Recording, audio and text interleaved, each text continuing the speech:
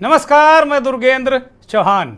कभी हमारे पूर्वजों ने कहा था कि धर्मो रक्षित रक्षितः। इसका सीधा अर्थ ये है कि यदि आप धर्म की रक्षा करोगे तो धर्म आपकी रक्षा करेगा। लेकिन आज इसी धर्म को अखाड़ा बना दिया गया है। तरह तरह की बयानबाजी धर्म पर की जा रही है।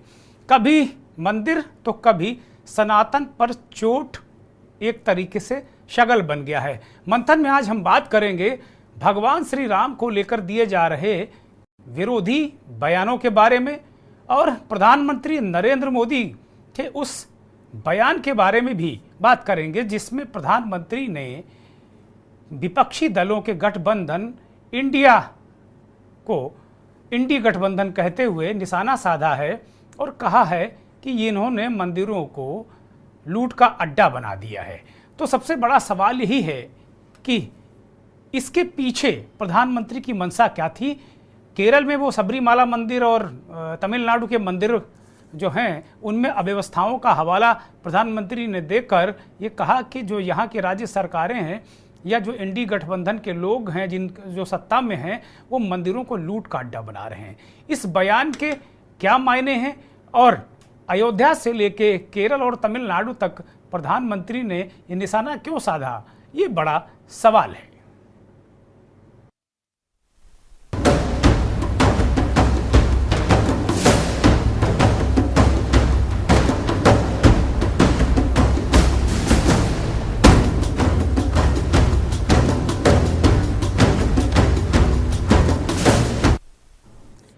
तमिलनाडु में सत्ताधारी डीएमके के नेता उदयनिधि स्टालिन ने पिछले दिनों हिंदू धर्म को पता नहीं किन किन चीज़ों से इसकी संज्ञा दे दी थी।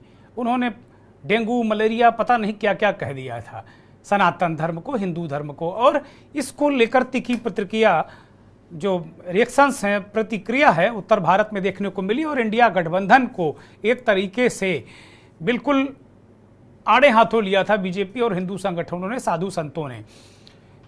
इन बयानों के मुतालिक अगर देखा जाए तो प्रधानमंत्री का ये जो बयान जो तमिलनाडु और केरल की जो सभाओं में उन्होंने इस बात का जिक्र किया कि इंडी गठबंधन वाले जो लोग हैं, इंडी गठबंधन ने दक्षिण के मंदिरों को, केरल और तमिलनाडु के मंदिरों को लूट का अड्डा बना दिया है। प्रधानमंत्री ने बहुत सख्त टिप्पणी की है। इसके पीछे का गुणागणित क्या है?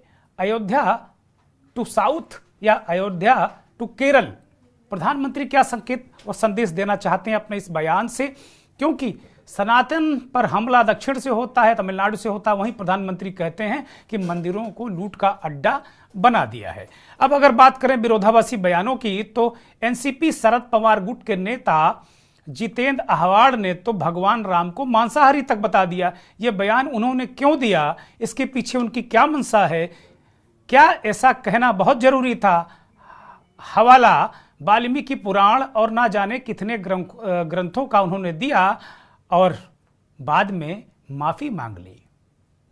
वाह भाई वाह, पहले निंदा करिए, आलोचना करिए, फिर माफी मांग लीजिए। पर सवाल तो यही है कि यदि भगवान राम मांसाहारी थे तो श्री रामचरितमानस में जो महाकाव्य है इसकी रचना करने वाले बाबा तुलसीदास ने इसका जिक्र क्यों नहीं किया?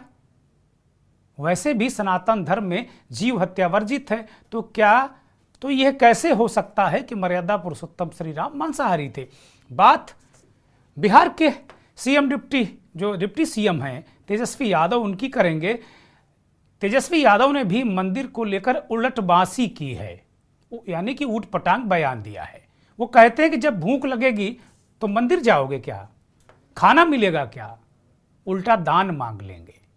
फिलहाल तरह तरह की बयानबाजी जारी है। सबरीमाला के मंदिर को लेकर जो प्रधानमंत्री ने चोट की, उस पर अव्यवस्थाओं को लेकर जो चोट की, इंडी गठबंधन को उन्होंने आड़े हाथों लिया, उसको लेकर बहुत सारी व्यवस्थाएं सामने आई हैं। और एक बयान आता है वहाँ के जो बीजेपी नेता हैं सतीशन ने सबरीमाला में फैली अव्यवस्था पर सवाल उठाते हुए कहा है कि भगवान अयप्पा के मंदिर में इस साल भारी संख्या में लोग आ रहे हैं। ऐसे में वहाँ के जो केरल के सीएम हैं कि विजयन उनको समुचित व्यवस्था करनी चाहिए, लेकिन विजयन ने ऐसा नहीं किया। प्रधानमंत्री ने तमिलनाडु और जो केरल के मंदिरों को लेकर जो बयान दिए, उनके पीछे क्या मकसद है, क्या कहना है, प्रधानमंत्री जी क्या कहना चाह रहे थे, उनका संकेत और संदेश क्या है कि जो साउथ के मंदिर हैं, दक्षिण के मंदिर हैं, और ख़ास तौर पर सबरीमाला और एक अन्य मंदिर की अव्यवस्था का उन्होंने जिक्र किया, तो वहाँ क्या है, ऐसी कौन सा लूट खसोट हो रही, क्या स्थितियाँ, क्या परिस्थितियाँ हो रही हैं, और क्या उत्तर और दक्षिण के मंदिरों की भी तुलना शुरू हो जाएगी क्या, कि उत्तर के मंदिरों में बहुत अच्छी व्यवस्था है और दक्षिण के मंदिरों में जो इंडी गठबंधन वाले लोग हैं वो लूट घसोट कर रहे हैं, क्या अब इसकी भी तुलना होगी? प्रधानमंत्री जी के इस बयान के बाद प्रधानमंत्री ने जब अयोध्या में अभी 30 दिसंबर को, बीते वर्ष 30 दिसंबर को, बहुत समय नहीं हुआ अभी, बीता जरूर हम कह रहे हैं, जब अयोध्या में श्री वाल्मीकि एयरपोर्ट का उन्होंने लोकार्पण किया और बहुत सारी का जो योजनाएं हैं उनको अंजाम तक पहुंचाया, उस वक्त प्रधानमंत्री ने कहा लोगों से कि 22 जनवरी 2024 को जो प्राण प्रतिष्ठा है भगवान के, प्रधानमंत्री मुख्य यजमान है उसके, 500 साल से अधिक का वक्त बीतने के बाद भगवान श्री राम अपने घर आ रहे हैं, गर्भगृह में विराजमान हो रहे हैं, जन्म स्थान पर। ऐसे वक्त वही लोग आए जिन्हें निमंत्रण मिले।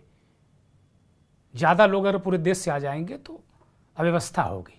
प्रधानमंत्री ने निवेदन किया है और ये भी कहा है कि बाकी लोग, सारा देश, गांव, गली, मोहल्ले, कोई खाली न रह जाए, सब अपने घरों में राम ज्योत जलाएं, मंदिरों में राम ज्योत जलाएं, राम धुन गाएं। तो प्रधानमंत्री ने राम मंदिर को लेकर जो बातें कही वो, और फिर जो इंडी गठबंधन को लेकर उन्होंने चोट की कि इंडी गठबंधन वाले दक्षिण के मंदिरों को लेकर जो उनका बयान है, ये बड़ा महत्वपूर्ण है। ऐतिहासिक क्षण बहुत भाग्य से हम सभी के जीवन में आया है। मैं 140 करोड़ देशवासियों को हाथ जोड़ करके प्रार्थना कर रहा हूं कि आप 22 जनवरी को जब अयोध्या में प्रभु राम विराजमान हो, अपने घरों में भी श्री राम ज्योति जलाएं, दीपावली मनाएं। 22 जनवरी की शाम पूरे हिंदुस्तान में जगमग जगमग होनी चाहिए। हर किसी की इच्छा है कि 22 जनवरी को होने वाले आयोजन का साक्षी बनने के लिए वो स्वयं अयोध्या आए, लेकिन मेरा आग्रह है कि 22 जनवरी को एक बार विधि पूर्वक कार्यक्रम हो जाने के बाद 23 तारीख के बाद अपनी सुविधा के अनुसार वो अयोध्या आए। अयोध्या आने का मन 22 तारीख को न बनाए, प्रभु राम जी को तकलीफ हो, ऐसा हम वक्त कभी कर नहीं सकते हैं। 550 साल इंतजार किया है, कुछ दिन और इंतजार किया। जय राम राम जय राम राम हे राम राम जय राम। एंडे अम्मा मारे, सहोदरी मारे, इंडी गठबंधन को सिर्फ एक ही काम आता है। इंडी गठबंधन हमारी आस्था पर चोट करता है। इन्होंने मंदिरों को, हमारे त्योहारों को भी लूट का माध्यम बना दिया है। त्रिशूलपुरम के साथ जिस प्रकार की राजनीति की जा रही है वो दुर्भाग्यपूर्ण है। सबरीमाला में भी जिस प्रकार की अव्यवस्था सामने आई है उससे भी श्रद्धालुओं को बहुत असुविधा आई है। ये यहां की राज्य सरकार की अक्षमता का प्रमाण है। अम्मा मारे, सहोदरी मारे, केरला में लंबे समय से लेफ्ट और कांग्रेस पक्ष और विपक्ष का ढोंग रचते रहे हैं, जबकि ये हमेशा से एक ही थे। ये सिर्फ नाम के लिए दो पार्टियां हैं। केरला में करप्शन हो, क्राइम हो या परिवारवाद, ये दोनों सब कुछ। प्रधानमंत्री करप्शन, परिवारवाद, बहुत सारी चीज़ों को लेकर कह रहे हैं। वो कह रहे हैं कि केरला में जो लोग हैं सत्ता में, वो भले ही अलग, वामपंथी और कांग्रेस अलग अलग दिखते हैं, लेकिन हैं एक ही, उनका चरित्र, कैरेक्टर एक ही है। लेकिन जो प्रधानमंत्री ने मंदिरों को लेकर, जो आज हमारा विषय है मंथन का, उसको लेकर बड़ी महत्वपूर्ण बात कही। त्रिशूरपुरम और सबरीमाला, दो मंदिरों का जिक्र किया है, त्योहारों का जिक्र किया है। उन्होंने कहा कि इंडी गठबंधन के लोग मंदिरों और त्योहारों को लूट का माध्यम बनाते हैं। एक तरफ प्रधानमंत्री राम मंदिर की प्राण प्रतिष्ठा, भगवान श्री राम की प्राण प्रतिष्ठा करने जा रहे हैं 22 जनवरी को, और दूसरी तरफ दक्षिण में जाकर उनका ये बयान देना कि ये जो प्रमुख मंदिर हैं त्रिशूरपुरम और सबरीमाला, इनमें इनको लूट का अड्डा बना दिया है इंडी गठबंधन ने।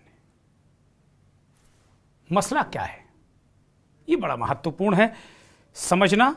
लेकिन इससे पहले दो और बयान जो एनसीपी शरद पवार है, उसके नेता जितेंद्र आहाड़ और तेजस्वी यादव को भी सुन लिया जाए कि उन्होंने क्या फरमाया है। बीमार पड़ोगे, अस्पताल जाओगे कि मंदिर जाओगे? पेड़वा कट जाएगा तो मंदिर पट्टी जी के दिखाई में जाएगा कि अस्पताल में डॉक्टर जी को दिखाओ? बताओ आपको क्या चाहिए भाई? भूख लगेगा तो मंदिर जाइएगा, वहां तो दाना देना पड़ता है कि नहीं? हम ये नहीं कह रहे, हम किसी धर्म पे सवाल नहीं उठाते कि जो हम मुंडन कराए, हम तो अपनी बच्ची का मुंडन कराने गए तिरुपति, तो श्रद्धा है, हम तो मानते भाई। अरे छठ पूजा हमारे घर में होता है।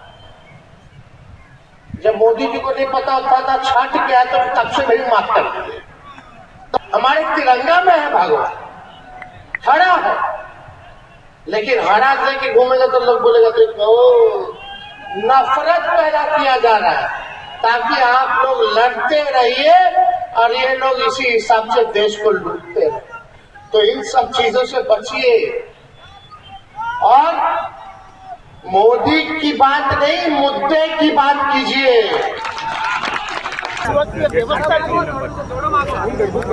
तब राइस नहीं था, तब खाते क्या थे राजा राम, और राम क्षत्रिय था, तो क्षत्रिय का खाना ही मांसाहारी होता है। लेकिन आप कह रहे हैं इसको लेकर कंट्रोवर्सी कहीं ना कहीं होती है, आपको नजर नहीं आ रही? क्योंकि राम को मांसाहारी करना, क्या कंट्रोवर्सी? कंट्रोवर्सी क्या? राम का खाना क्या था? कोई बता देवे कि राम मेथी की भाजी खाता था। आप अपने कहे पे कायम है बिल्कुल, इसको कभी कायम है। ये है, आप क्या भारत को शाकाहारी बनाना चाहते हैं क्या? इस देश के 80% लोग आज भी मांसाहारी है, वो राम भक्ति है ना।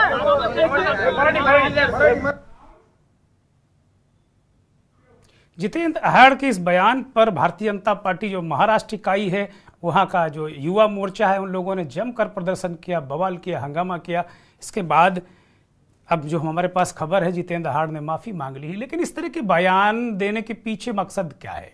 और प्रधानमंत्री का जो बयान है, या उनका जो दक्षिण में जाकर ये कहना कि इंडी गठबंधन वाले मंदिरों को, त्योहारों को लूट का माध्यम बना रहे हैं, ये समझना बड़ा ज़रूरी है। और इसके पीछे क्या कोई निहितार्थ छिपा है? क्या कोई संदेश देना है इस देश को, सनातन धर्मियों को, कि जो वहाँ से हमले सनातन पर होते हैं, चाहे उदयनिधि स्टालिन हो या अन्य नेता हों, तो उसका जवाब क्या प्रधानमंत्री ने जाकर वहाँ दिया है क्या? ये बड़ा सवाल है। हम आज इसी पर बात करने वाले हैं कि कुल मिलाकर ये जो धर्म स्थल हैं, इनको लूट का माध्यम क्यों बनाया जा रहा है, ऐसा प्रधानमंत्री ने कहा है। हमारे साथ मेहमानों का एक पैनल जुड़ा हुआ है। गगन देव महाराज जी हैं, महंत अयोध्या से जुड़े हैं हमारे साथ। महाराज जी बहुत स्वागत, बहुत धन्यवाद, बहुत आभार आपका। श्री विष्णुदास जी महामंडलेश्वर, आप भी अयोध्या धाम से जुड़े हुए हैं, बहुत स्वागत, बहुत धन्यवाद आपका। राम किंकर महाराज, राष्ट्रीय प्रवक्ता विश्व हिंदू परिषद, हमारे साथ जुड़े हुए हैं, महाराज आपका भी बहुत स्वागत। प्रोफेसर भुवन भास्कर जोशी, समाजवादी पार्टी के प्रवक्ता हैं, राष्ट्रीय प्रवक्ता, हमारे साथ जुड़े हैं, जोशी साहब स्वागत, बहुत धन्यवाद। संदीप दुबे भारतीय जनता पार्टी के सम्मानित नेता हमारे साथ में जुड़े हैं। संदीप दुबे, आपका भी बहुत स्वागत, बहुत धन्यवाद।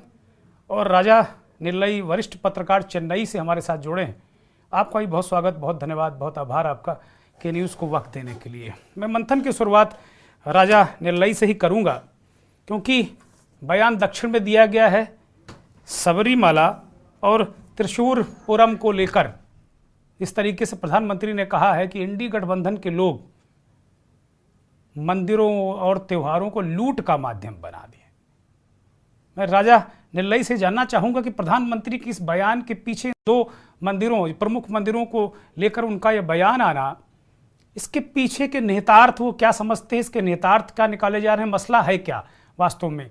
क्या जो प्रत्यक्ष तौर पर देखने से ऐसा लग रहा है कि पिछले दिनों उदयनिधि स्टालिन ने जो सनातन पे हमला किया था, प्रधानमंत्री ने दक्षिण में जाके उन्हें संदेश दिया है, इस तरीके की चीज़ों से वो बाज आए। राजा निरलई जी नमस्कार। नमस्कार। तमिलनाडु में जो उदयनिधि स्टालिन का जो कुछ बातचीत हुआ है, हम लोग उसको इतना बड़ा नहीं समझते हैं, क्योंकि वो सनातन धर्म के बारे में कुछ जानता ही नहीं। जो बच्चा स्कूल जाने के पहले जो बातचीत होता है ना, उसी तरह हम लोग समझते हैं।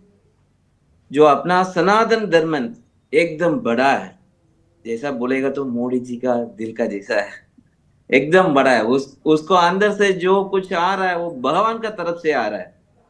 जो उदयनिधि स्टालिन ने बताया था, वो उसका परिवार है ना, ऐसा है जो कभी भी जो कुछ बुरा बोलेगा तो नेगेटिव थॉट्स ऑलवेज ही स्प्रेडिंग। सो जो उसका अट्रैक्ट हो जाता है ना, इसके लिए वो काम करता है ऐसा।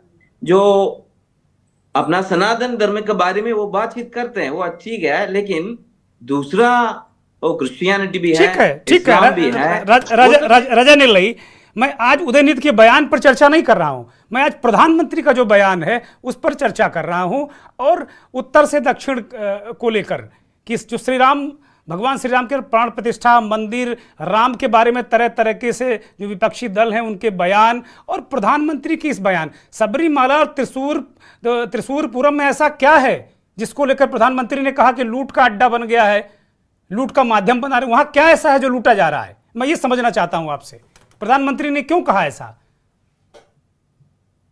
जो नेक्स्ट आप मैं लास्ट में बात कर रहे हैं, अपना दूसरा पार्टिसिपेंट की बात करने सुनने था। नहीं, मैं सबरीमाला के बारे में या त्रिशूरपुरम के बारे में कोई जानकारी आप देना चाहेंगे कि वहाँ क्या स्थिति है, क्या परिस्थिति है वहाँ पर? क्या वहाँ कुछ अव्यवस्था है जिसको लेकर प्रधानमंत्री ने इंगित किया है?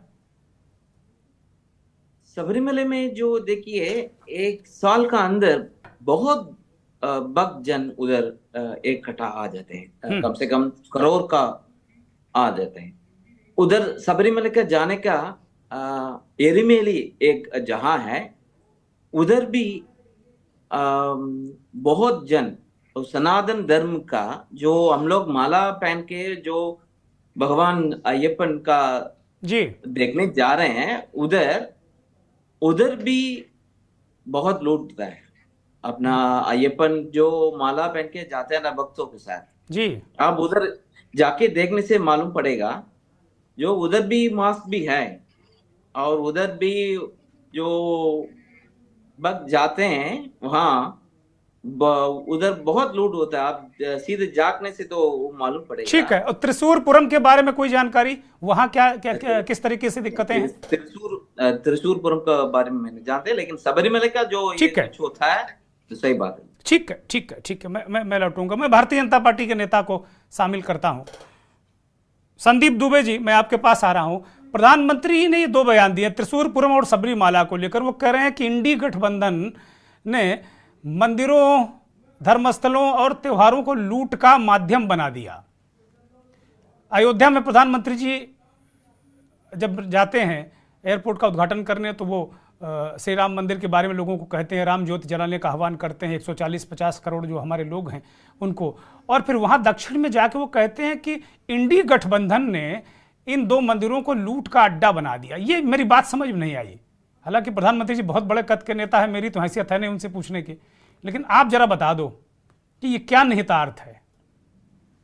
जी, भारतीय जनता पार्टी के पूर्व मंत्री नेता के.एस. ईश्वरप्पा ने केंद्र सरकार से मांग की थी कुछ समय पहले, और उन्होंने सबरीमाला को लेके और ये दोनों जगह को लेके जो अव्यवस्थाएं वहां पे हैं, एक बिटिया मर गई, काफी भीड़ होता है, तो दुख इसलिए दिल दुखता है कि जहां जहां हमारे मंदिर हैं, जो हमारी आत्मा है, जो राजा निलय ने भी कहा कि प्रधानमंत्री जी का दिल भारत में बसता है, और भारत ऐसी भूमि है, ऐसी सनातन भूमि है, इसके कण कण में शंकर हैं और कण कण पूजा के लायक है। उस जब जाने के बाद मन इसलिए दुखी हो जाता है कि जो ये धर्मावलंबी लोग हैं, किसी धर्म के ठेकेदार बन जाते हैं और एक दूसरे पे कीचड़ उछाड़ते हैं। जो हमारे मंदिर से, हमारे जो स्थान है, वहां पे तो कोई अच्छी धर्मशाला नहीं, इतने लोग आते हैं, उनकी रहने की व्यवस्था नहीं। जो लोग वहां पे हैं, जो मंदिरों के आसपास रहते हैं, सबरीमाला के बारे में तो मैं बहुत प्रशंसा सुनता हूं कि बड़ी अच्छी वहां व्यवस्था है। त्रिशूरपुरम के बारे में भी मैं गया नहीं हूं, मुझे सौभाग्य प्राप्त नहीं हुआ है, लेकिन लोग कहते हैं कि सबरीमाला में और त्रिशूरपुरम में तो बड़ी अच्छी व्यवस्था है। तो ये जरा मैं समझना चाह रहा हूं, आप जरा उसका चित्र खींचिए कि क्या दिक्कत क्या है। लूट, इंडी गठबंधन ने कैसे वहां उसको लूट का अड्डा बनाया, ये जब मैं समझना चाहता हूं। करना पड़ा है। ये जो तीर्थ स्थल है दोनों जगह, इस समय स्थिति ये है कि वहां जो बाहर से तीर्थाटन के लोग आते हैं, जो लोग आ रहे हैं, उनको काफी दिक्कत का सामना करना पड़ रहा है। सरकारें, वहां की जो राज्य सरकारें भी हमारे तीर्थयात्रियों की तरह दोहरे चरित्र का बर्ताव कर रही हैं। हमारे प्रधानमंत्री के दिल में ये है कि जो भी तीर्थ स्थल है वो बेहतर हो, बेहतर बनाए जाए, ताकि धर्म पे लोगों का दोहरे चरित्र को भी जरा आइडेंटिफाई करिए। दोहरा चरित्र क्या मतलब? उत्तर के लोग जाते हैं तो उनके साथ अलग व्यवहार, संदीप दुबे, उत्तर के लोग जाते हैं उनके साथ अलग व्यवहार, दक्षिण के लोगों के साथ अलग व्यवहार, क्या इस तरह हो रहा है? क्या दोहरा चरित्र कैसा है? क्या दोहरे चरित्र को कैसे हम परिभाषित करेंगे? आप साफ लोगों के बयान तो देखिए साहब, राजनीति में हम इतने क्या गिर जाएंगे क्या? मैं तो ये कहना चाहता हूं कि हम सबके अच्छे बुरे कर्म से हमारा राष्ट्र प्रभावित होता है। हम सबको मिलकर अपने देश और समाज के लिए अच्छा सोचना, अच्छा करने की आवश्यकता है। हम राजनीति में क्या इतने गिर जाएंगे कि अपने संस्कार भूल जाएंगे, अपनी मौलिक प्रवृत्ति भूल जाएंगे, और सिर्फ इसलिए किसी को दोष देंगे वो बेहतर करना चाहता है। प्रधानमंत्री जी का कौन है इस देश में भाई? उनके देश के 125 करोड़ परिवार है। क्यों है? वो किसके लिए जी रहे हैं? हमारे लिए जी रहे हैं।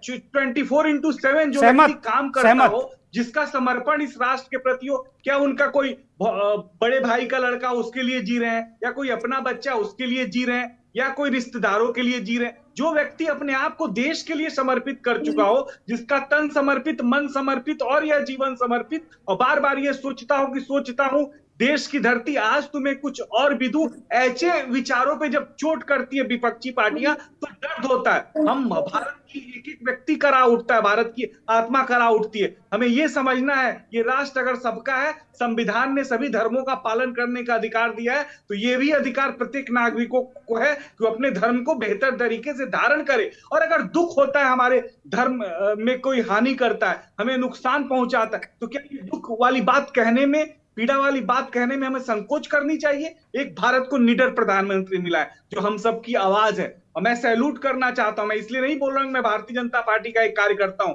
भारतीय जनता पार्टी का हर कार्यकर्ता, उसे भारत मां के जय के अलावा कुछ नहीं चाहिए। वो वंदे मातरम के नाम पे अपना पूरा जीवन दे देता है, और उसका नेतृत्व अगर भारत में कोई कर रहा है तो यशस्वी प्रधानमंत्री नरेंद्र मोदी जी कर रहे हैं। उनको कितनी दुख हुई है, कितनी पीड़ा हुई है ये दोनों स्थलों को देख के। ये सोचने की बात है साहब। इसको हम राजनीति का अगर मुद्दा बनाएंगे, और हम ऐसे राजनीति, जो राजनीति अच्छी होती है, वो प्रधानमंत्री से नहीं, विपक्ष ने मुद्दा नहीं बनाया। प्रधानमंत्री जी ने एनडीए गठबंधन को शामिल करके प्रधानमंत्री जी ने पॉलिटिकल मुद्दा बनाया इसको।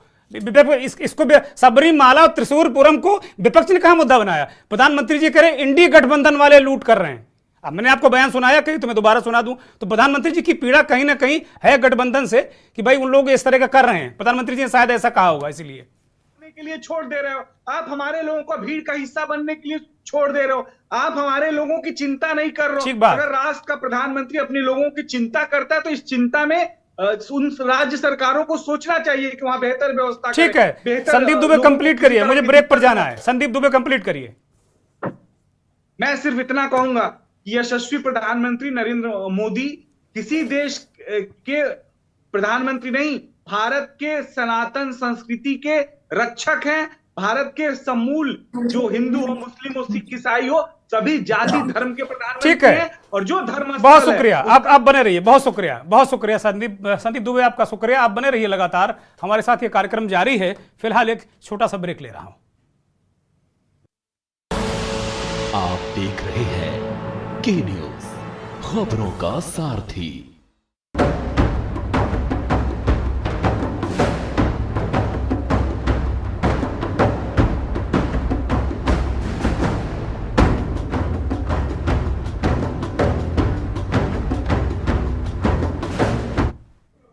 प्रधानमंत्री नरेंद्र मोदी ने कहा है कि इंडी गठबंधन के लोग, खासतौर पर सबरीमाला और जो त्रिशूरपुरम है, वहाँ मंदिरों को, त्योहारों को लूट का माध्यम बना दिया है लोगों ने। इस बयान के बाद इसे राजनीति से जोड़ा जा रहा है। विपक्ष लगातार ये कह ही रहा है कि राम मंदिर को लेकर भारतीय जनता पार्टी इसका पॉलिटिकल उपयोग कर रही है।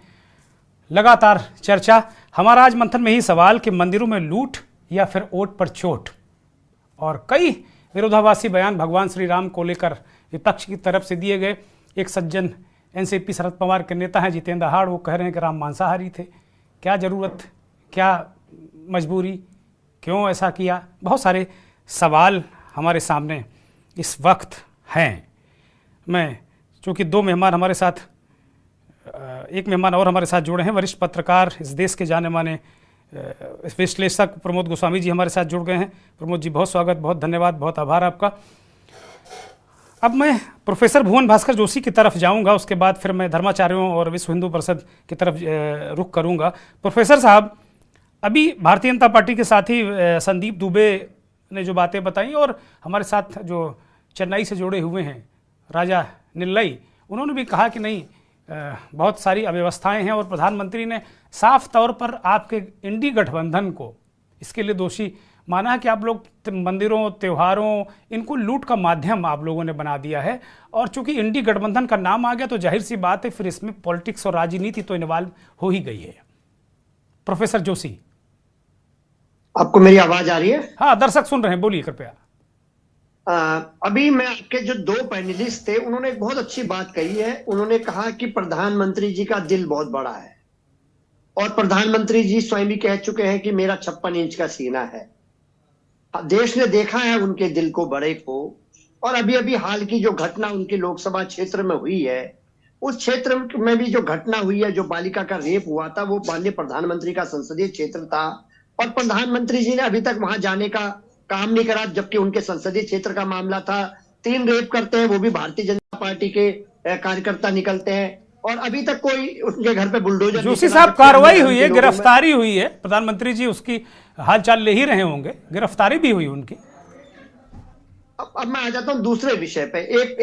इनके सांसद कहने का काम था, दबदबा था, दबदबा है, दबदबा रहेगा।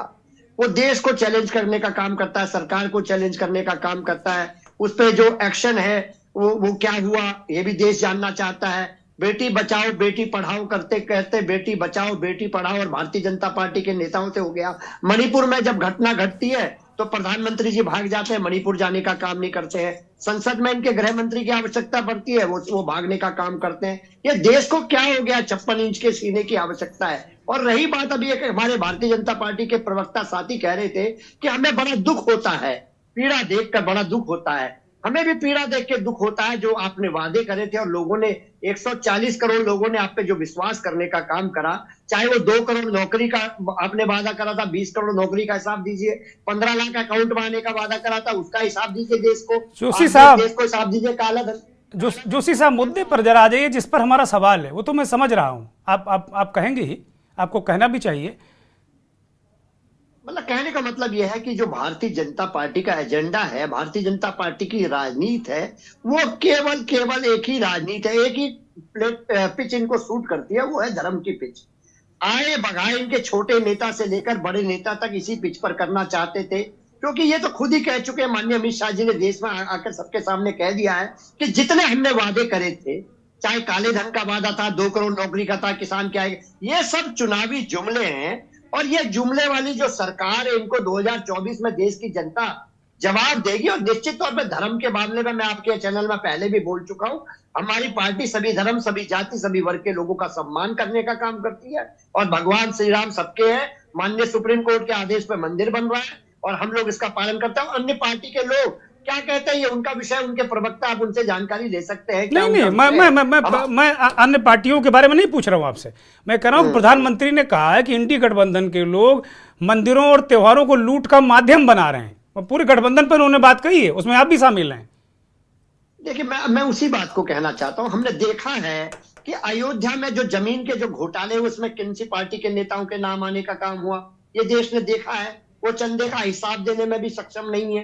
तो कौन इस तरह की घटना करता है? देश स्वभाव करता है 2024 का जो चुनाव है इनको परिणाम देने का काम करेगा। हम निश्चित तौर पे कहना चाहते हैं इनकी कथनी और करनी में कितना अंतर है देश जानता है। ठीक है जोशी साहब, चुनावी आप बने रहिए, मैं वापस लौटूंगा आपके पास। विश्व हिंदू परिषद के राष्ट्रीय प्रवक्ता राम किंकर महाराज जी हमारे साथ जुड़े हुए लगातार। राम किंकर जी, आपके पास आ रहा हूं।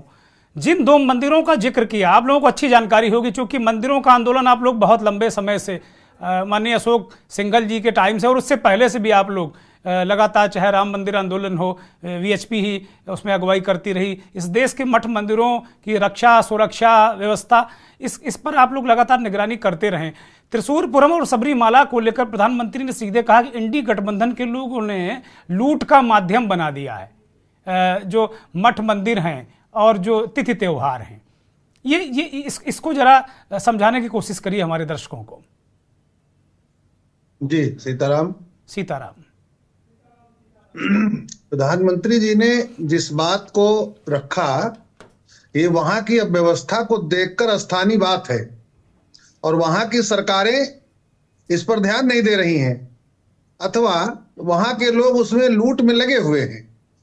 सस्ती चीज को महंगी बेचना और मंदिर से लूट घसोट करना, ये जब नहीं हजम हुई तो प्रधानमंत्री जी के मुंह से निकल गया। और मंदिरों के आसपास ऐसा कौन है जो नहीं कमा रहा है, जो नहीं लगा हुआ उस काम में, चाहे वो इंडी का नेता हो, चाहे वो व्यापारी हो, चाहे रोजगारी हो, सबको मंदिर रोजगार कहीं न कहीं दे रहा है। और उस रोजगार की आड़ में जब लूट शुरू होती है तब देश के शासक का ये हक बनता है कि बोल सकता है कि मंदिरों को लूट का अड्डा न बनाया जाए। तो स्पेसिफाई खाली 2 मंदिरों में हो रही है और देश में बाकी मंदिरों में लूट नहीं हो रही क्या? हो रही है, इसमें सिर्फ 2 मंदिरों में, बाकी देश के बहुत सारे बहुत प्रतिष्ठित है। मैं बहुत आदरपूर्वक कहूंगा, क्योंकि इसमें भगवान का कोई दोष नहीं है, इसलिए मुझे पाप नहीं लगेगा। भगवान का कोई दोष नहीं है, दोष इंसान का है, हमारे आप जैसे लोगों का दोष है जो हमने लूट घसूट का अड्डा बना दिया। तो आप लोगों के पास बहुत अच्छी रिपोर्ट रहती है कहां क्या चीजें चलती हैं। एक तो ये सवाल है। दूसरा, लगातार राम को लेकर बयानबाजी जो विपक्ष के लोग कर रहे हैं, उसको विश्व हिंदू परिषद किस तरीके से देखता है? राम पर किसी प्रकार का बयान वही करता है जो बातुल भूत विबस मतवारे, ते नहीं बोले ही बचन विचारे, जिन कृत महामोह मदपाना, तिनकर कहा सुनी नहीं काना। ये वही लोग हैं जिनको न धर्म का ज्ञान है न राम का ज्ञान है। ये अपनी रोटी सेकने के चक्कर में एक दूसरे की निंदा करते, घर में राम जी की फोटो लगा के पूजा करते हैं और बाहर बैठकर प्रचार ऐसा करते हैं कि राम के शत्रु हैं। कोई कहता है कि राम जी मांसाहारी थे, अभी सुन रहे थे, कोई कोई आलू मेथी की सब्जी नहीं खाते थे भगवान श्री राम। अब देखिए क्या कह रहे हैं वो। इन मूर्ख को कौन समझाए? कंद मूल फल सरस अति दिए राम को आनी। जी, भगवान मर्यादा पुरुषोत्तम ने 14 वर्ष केवल एक ही फल खाया, वो है कंदमूल। और वो कह रहे हैं कि भाई क्षत्रिय तो मांसाहारी होते हैं, तो जन्मजात मांसाहारी होते, पैदा हुए हैं मांस खाने के लिए, भी कह रहे हैं। आजकल जो क्षत्रियों की परिभाषा कर रहे हैं ये मूढ़ लोग, इनको क्या कहें, क्षत्रिय। नहीं, पिक्चरों ने भी इसमें बहुत बड़ा योगदान है, फिल्मों का भी बड़ा योगदान है कि ठाकुर को अय्यास और शराबी 2 तरीके से इस कम्युनिटी को उन्होंने कम से कम इसको दिखाया। तो मुझे लगता है वही छवि उन नेताजी के दिमाग में होगी जो उन्होंने ऐसी गुस्ताखी भगवान की छवि जोड़ने के लिए उन्होंने कर दी। फिल्मों ने नीचा खूब दिखाया सनातन को, और ऐसे ऐसे दिखाए गए कि एक मौलवी साहब हैं, बड़े ईमानदार हैं, मंदिर के पंडित जी चोर हैं, यही दिखाया गया जगह जगह। इस पर हम लोगों ने बड़ा अभियान चलाया जी। और अब जाके धीरे धीरे मैं कार्यक्रम को विषयांतर से रोकूंगा, मैं लौटूंगा आपके पास राम किंकर महाराज जी। मैं गगन देव महंत के पास जाऊंगा। गगन जी महाराज जी, मैं आपके पास आ रहा हूं। ये बड़ा महत्वपूर्ण विषय प्रधानमंत्री जी ने उठाया है। वो कह रहे हैं कि लूट घसोट का अड्डा बना दिया है, लूट खसोट हो रही मंदिरों में, और 2 मंदिरों को उन्होंने जिक्र किया है। लेकिन ये समस्या तो मुझे लगता है बहुत जगह है। जी जी,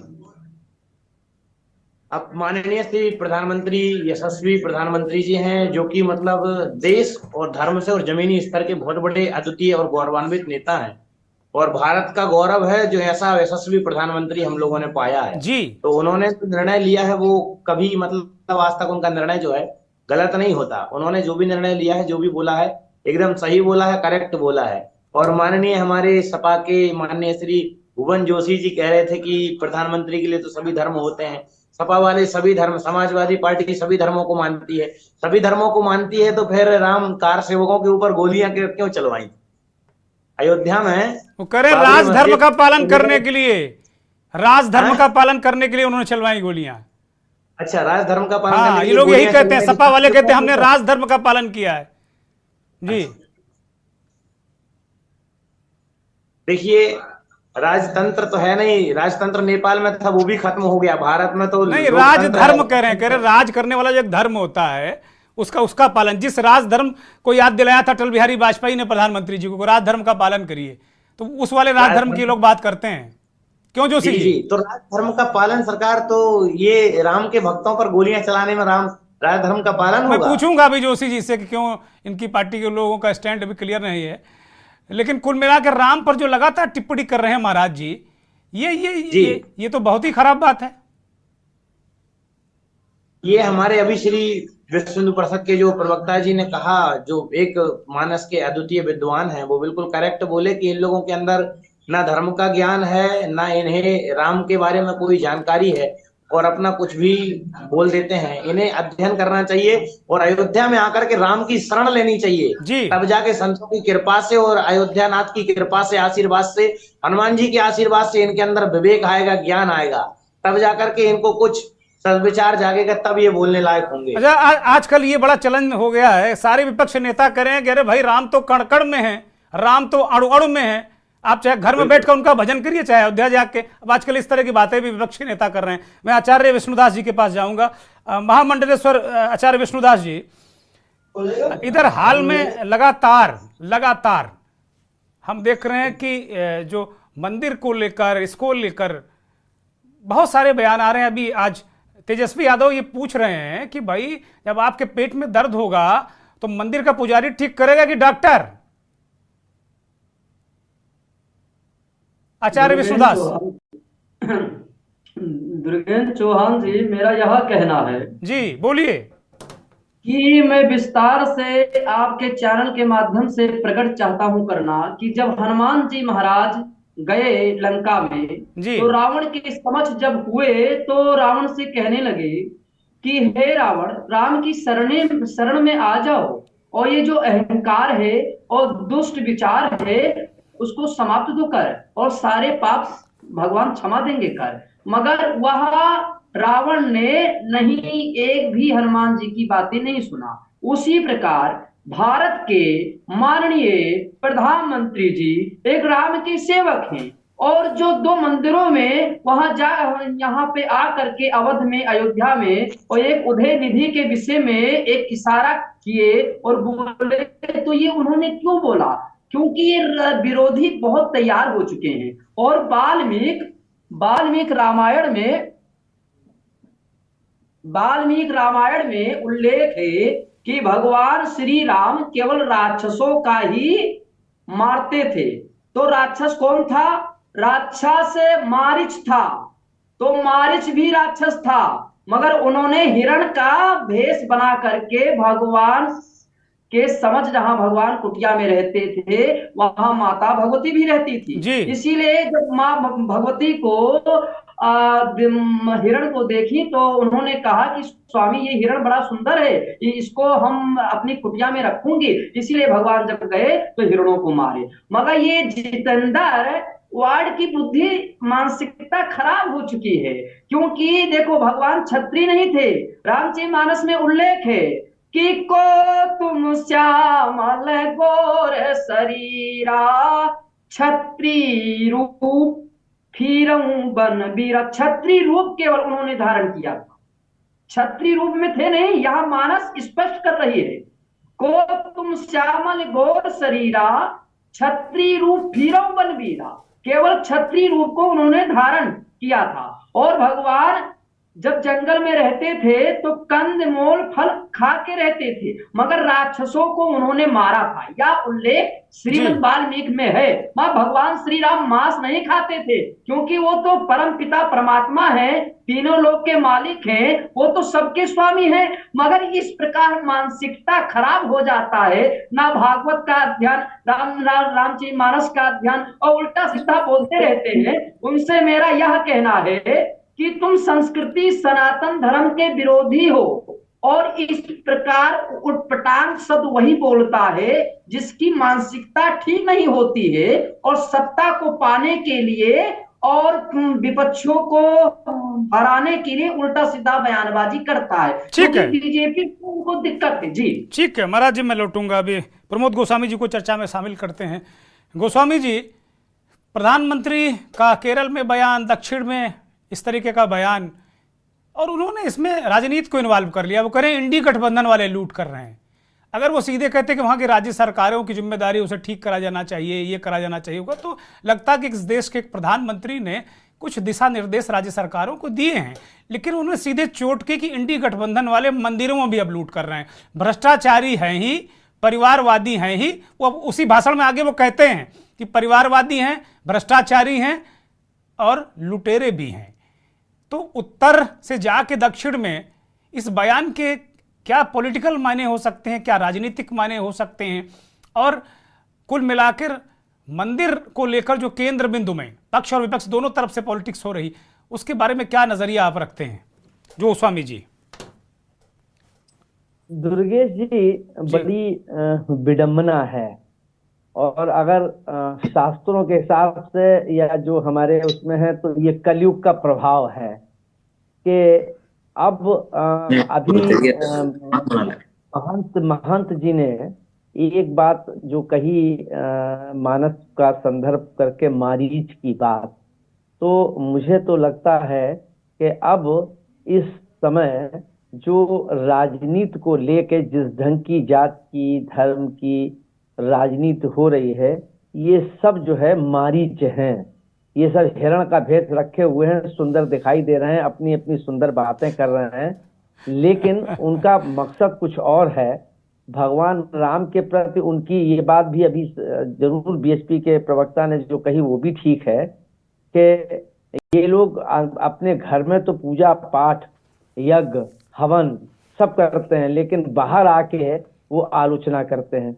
तो ये जो सत्ता की जो भूख है, या सत्ता को प्राप्त करने के लिए जिस ढंग से देश को जातिगत आधार पर बांटने की कोशिश हो रही है, धर्म के आधार पर बांटने की कोशिश हो रही है, इसे मैं दुर्भाग्यपूर्ण ही कह सकता हूँ।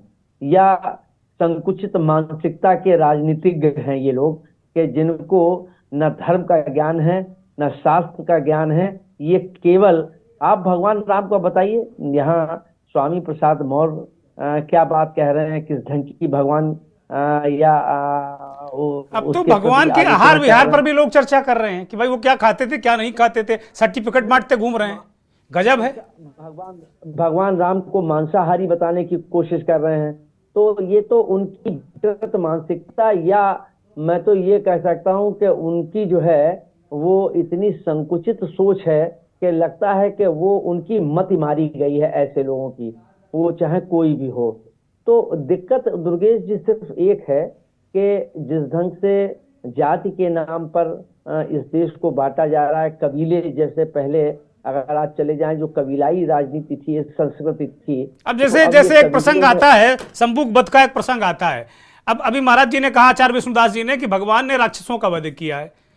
अब एक खास वर्ग के नेता ये सवाल उठाते हैं कि भाई संबुक को मार दिया आपने, आप बताइए संबुक बध आपने कर दिया। तो वो कह रहे हैं कि भाई ये तो दलित विरोधी थे। मैंने आपसे अब एक नया प्रसंग छेड़ देते हैं ये लोग। अगर विरोध जाति का होता। नहीं, गोस्वामी जी को बोलने दिए, मैं आ रहा हूं आपके पास अभी। जी जी जी जी जी जी। दुर्गेश जी, मैं यही बात मैंने आपसे पहले कही कि अब जहां तक जो प्रधानमंत्री जी ने बात कही है कि धर्मों में धर्म स्थलों में मतलब भ्रष्टाचार हो रहा है, गड़बड़ियां हो रही हैं, तो निश्चित रूप से ये बात उनकी हर स्तर पर सही है। और ये ऐसा नहीं है कि खाली हिंदू मंदिरों में ही हो रही है। वहां आप अगर इस्लाम धर्म में चले जाए, वहां मस्जिदों में भी क्या नहीं हो रहा है, मतलब उसका हम उल्लेख नहीं करना चाहेंगे। क्या कुकृत्य नहीं हो रहे हैं, या क्या वहां पर भ्रष्टाचार नहीं हो रहा है? आप ईसाइयों के वहां चले जाइए। गोस्वामी सर, मैं सहमत हूँ, बिल्कुल मैं सहमत हूँ कि इस तरह की स्थिति है। जो दर्शन करने जाता है, गरीब गुरबा आदमी तो दर्शन कर ही नहीं सकता। तीर्थ यात्रा भूल जाए, वो 10-20 जन्म में नहीं कर सकता। हाँ, वो स्थिति हो जाएगी। लेकिन जैसा प्रधानमंत्री जी ने कहा कि 2 मंदिरों का उन्होंने जिक्र किया, कहा कि इंडी गठबंधन के लोग, इसमें पॉलिटिक्स इन्वॉल्व हो गई। अगर ये होता कि जर्नलाइज बात होती कि भाई ये तमाम जगह इस तरह की चीजें हैं, तो मेरा सवाल ये है कि भाई क्या केवल वही 2 मंदिरों में हो रहा है? नहीं, ये सवाल है। शुरुआत ही दुर्गेश जी इस बात से कही कि अब चाहे वो कोई भी हो, वो जो भी बयान दे रहा है वो खाली मतलब अर्ध सत्य बोल रहा है, वो सत्य बोल ही नहीं रहा है। और कलयुग में अब सत्य का कोई मतलब भी नहीं रह गया, असत्य आधारित हर चीज हो गई है।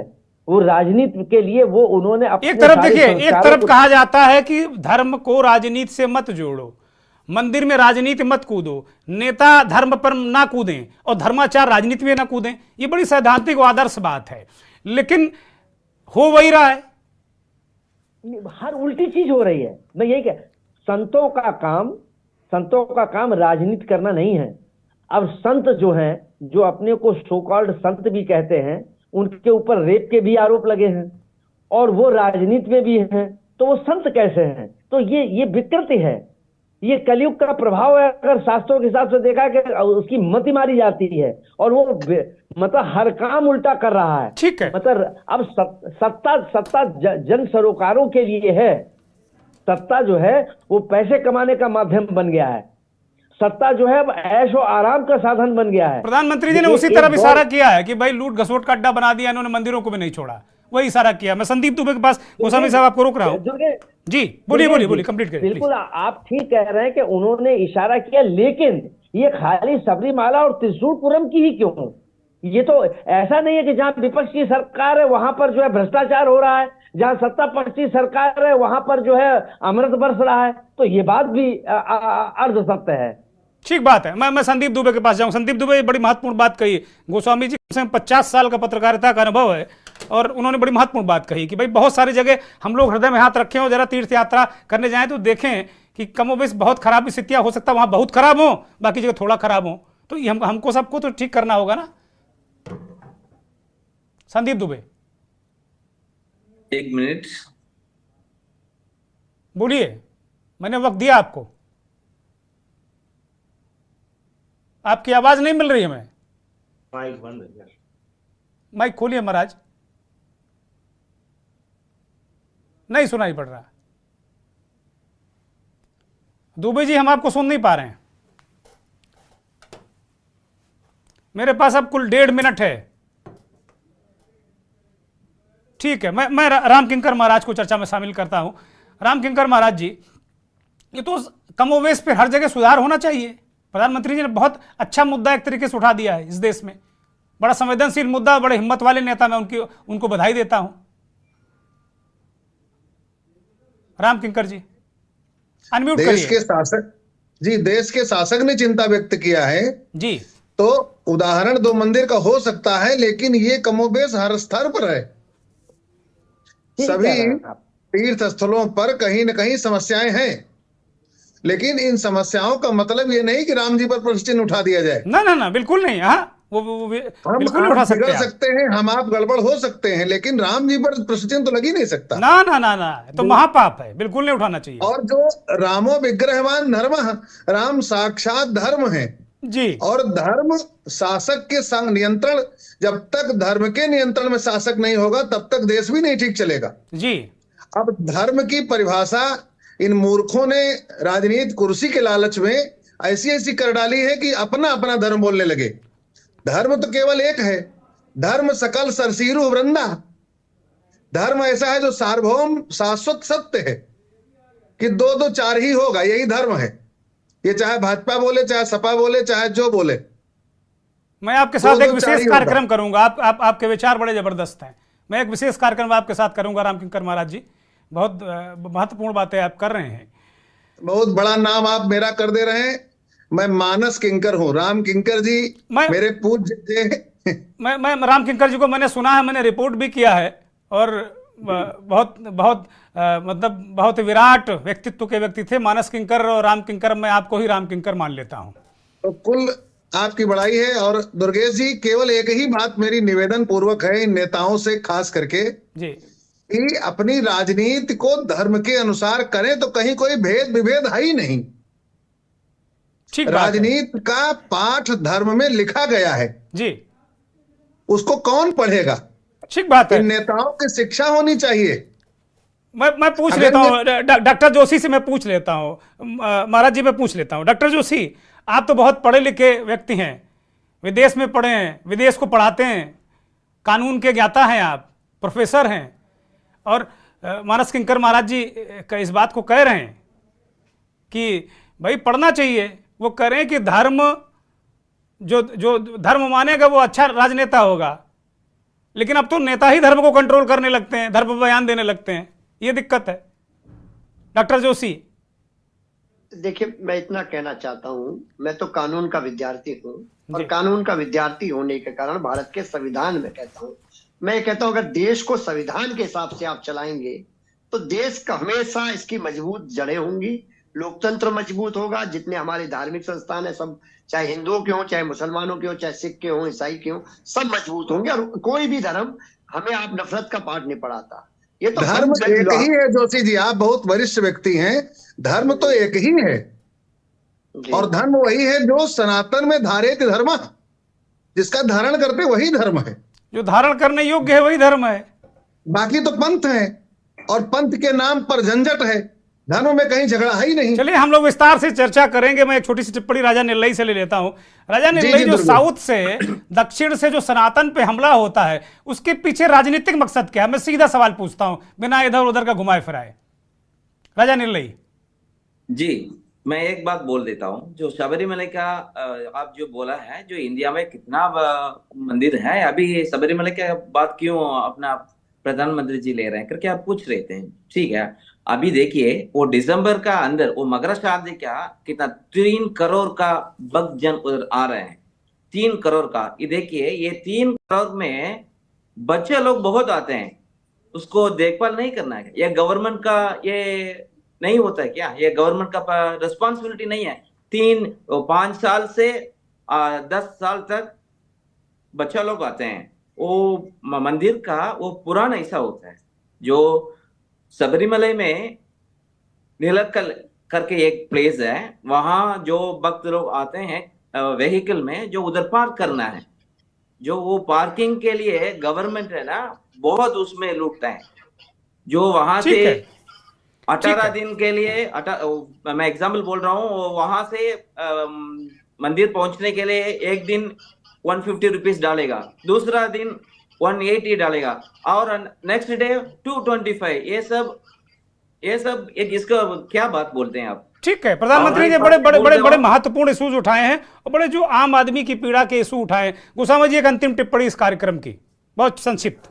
मैं बोल देता हूं, जो केरला का सीएम जी है, वो भगवान को कभी हाथ नहीं जोड़ते हैं, लेकिन हम लोग उधर जाके हाथ जोड़ते हैं। देवस्थान बोर्ड का नहीं, वो सबकी आस्था है, कौन किसको हाथ जोड़ता नहीं जोड़ता है। हम जबरदस्ती लाठी मार के किसी से हाथ नहीं जुड़वा सकते। ठीक है, thank you very much Joshi. Goswami ji, एक अंतिम टिप्पणी छोटी सी, मैं कार्यक्रम खत्म करूंगा, वक्त खत्म। देवस्थान बोर्ड का डायरी है, उसका भगवान का पिक्चर होना चाहिए उसको अंदर। ठीक है गोस्वामी जी अंतिम टिप्पणी। दुर्गेश जी मैंने पहले कहा कि विडंबना है कि इस देश की राजनीति जो जन सरोकारों की होनी चाहिए थे, उससे वो हट गए। जो उसका राजनीति का मकसद है वही अब छद विक्षित हो गया है। जी, जी। जब तक ये धर्म जाति और ये सब चीजें हट जाएंगी, लेकिन अब तो सत्ता की राजनीति हो गई है। आप मुझे बताइए, खाली सिर्फ एक बात मैं कहना चाहूंगा कि आज के चुनाव में राजनीतिक मुद्दे जो हैं वो नाना प्रकार के हो जाएंगे, चाहे वो महंगाई का हो, गरीबी का हो, बेरोजगारी का हो। ये सारे मुद्दों पर न विपक्ष बहस करता है जाए और ना ही अब वो आंदोलन कर रहा है। विपक्ष भी अब अधोगति पर पहुंच रहा है और सत्ता पक्ष भी वही काम कर रहा है कि हमको सत्ता चाहिए। बहुत तो बहुत शुक्रिया, बहुत शुक्रिया, बहुत शुक्रिया सभी मेहमानों को, बहुत शुक्रिया। वक्त इतने की इजाजत दे रहा है। बहुत बहुत धन्यवाद सभी मेहमानों का, बहुत आभार करोड़ों दर्शकों का जो के न्यूज को देखते हैं, हमारे इस खास कार्यक्रम मंथन को देखते हैं। वास्तव में सबसे बड़ा सवाल यही है कि धर्म एक अनुशासन सिखाता है। जो धारण करने योग्य है वही धर्म है। मठ मंदिरों की व्यवस्था दुरुस्त होनी चाहिए, प्रधानमंत्री ने बिल्कुल ठीक बात कही है, लेकिन इसमें पूरे देश को अपना योगदान देना होगा और पूरे देश में सुधार की जरूरत है। बहुत बहुत धन्यवाद। नमस्कार।